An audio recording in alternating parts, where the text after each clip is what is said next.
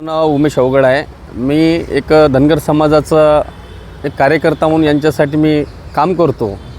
आणि आज जे खरोखर एक दुःखाची गोष्ट आहे की महाराष्ट्राचे मुख्यमंत्री माननीय देवेंद्रजी फडणवीस नागपूरचे नगरीतले आणि त्यांच्या एरियामध्ये जर नागपूर जिल्ह्यामध्ये चोरी होत असेल आणि प्रशासक हा दुर्लक्ष करतो, हा एक आमच्या मेंढपाळावर धनगर बांधवावर रानावनात भटकणारे आहे यांच्यावर हा अन्याय. आणि पोलीस डिपार्टमेंट कुठलेही यांना सहकार्य करत नाही. साधारणतः कुठकुठल्या गावातून नागरिक आलेले आहेत? आमच्यासोबत आहे नरखेडचे आहे, काटोल तालुक्यामधले रामटेकवरून आले आहे. त्यांच्या मेंढ्या चोरी गेल्या. मागे आम्ही SP साहेबाकडे आलो होतो.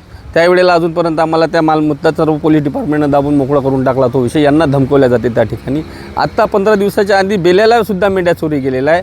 जे आम्ही महाराष्ट्रामध्ये बघतो तर खरोखर नागपूरच्याच भूमीमध्ये इतका मोठं चोरीचं प्रमाण वाढलं आहे. तर शासन, प्रशासन आणि पोलीस डिपार्टमेंट हे काय करते आहे. म्हणून आम्ही आज माननीय आपले SP साहेब यांना निवेदन देऊन खरोखर जर या मेंढपाळांना न्याय जर नाही मिळाला तर आम्ही येणाऱ्या 15 दिवसात माननीय देवेंद्रभाऊ फडणवीस महाराष्ट्राचे मुख्यमंत्री यांच्या घरासमोर आम्ही आंदोलन करणार आहे. म्हणजे यांना उपोषणाचं आंदोलन करी शांततेच्या मार्गाने करणार. साधारण किती नुकसान या मेंढपाळाचं आतापर्यंत झालेलं आहे? आत्तापर्यंतचं मिनिमम 70 ते 60 लाख रुपयाचं नुकसान झालेलं आहे. कारण की रामटेकमधला 25 ते 30 लाखाचा माल होता.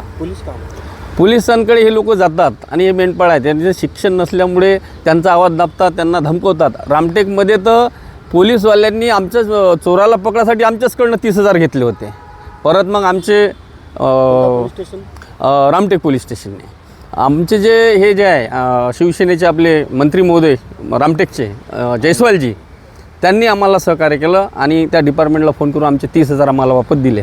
पण जे चोरट्याकडनं जे मोबदला घेतला पोलीस डिपार्टमेंटला आजही जमा आहे, पण अजूनही आमच्या मेंढपाळ्याच्या हातामध्ये मिळालेला नाही.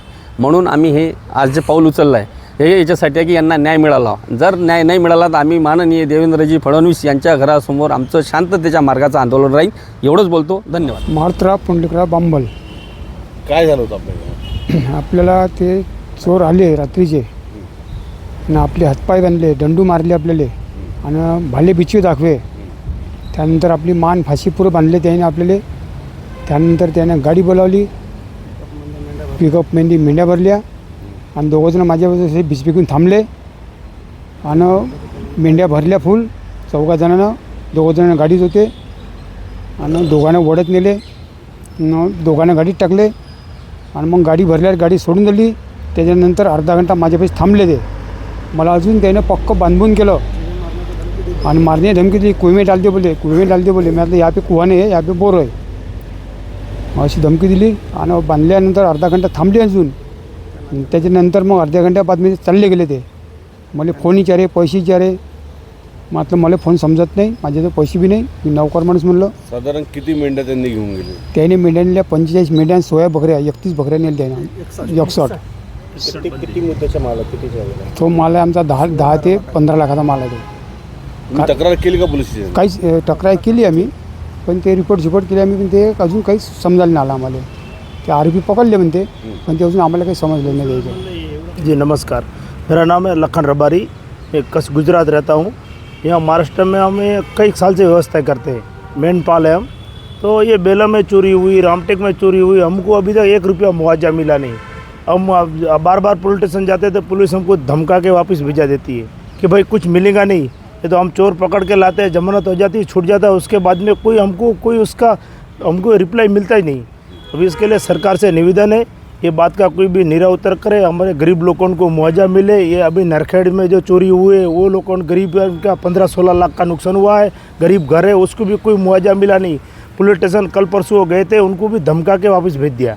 तो हम आज SP साहब को मिलने को आए और उसका कोई भी साहब को बोले हमारा सहकार करे और हमारे तरफ थोड़ा देखे, गरीब लोगों की तरफ.